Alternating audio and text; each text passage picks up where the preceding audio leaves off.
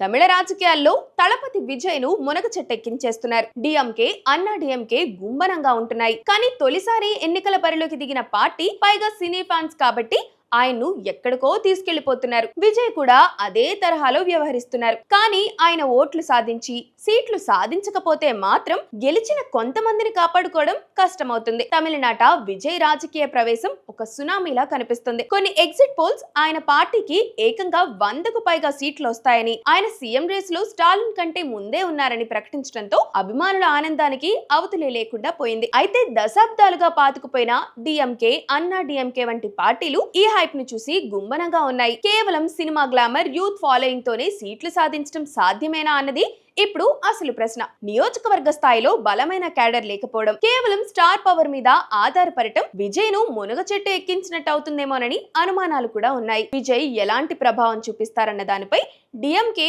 అన్నా డిఎంకే పార్టీలు పైకి లైట్ తీసుకుంటున్నట్లు కనిపిస్తున్నా లోపల మాత్రం గట్టి వ్యూహాలే రచిస్తున్నాయి. ముఖ్యంగా విజయ్ ఓట్లు చిలిస్తే అది ఎవరికి నష్టం కలిగిస్తుందనే లెక్కల్లో వారున్నారు. ఒకవేళ విజయ్ గణనీయమైన ఓట్లు సాధించి హంగ్ అసెంబ్లీ ఏర్పడితే మాత్రం పరిస్థితి మారుతుంది. అప్పుడు విజయ్ ఏదో ఒక కూటమిలో చేరాల్సిన అవసరం, లేదన్నా బయట నుంచి మద్దతు తీసుకోవాల్సిన అనివార్యత ఏర్పడవచ్చు. అలా కాకుండా కేవలం 10 నుంచి 15 సీట్లకే పరిమితమైతే మాత్రం ఆయన పార్టీ ఉనికిని కాపాడుకోవడం కష్టమవుతుంది.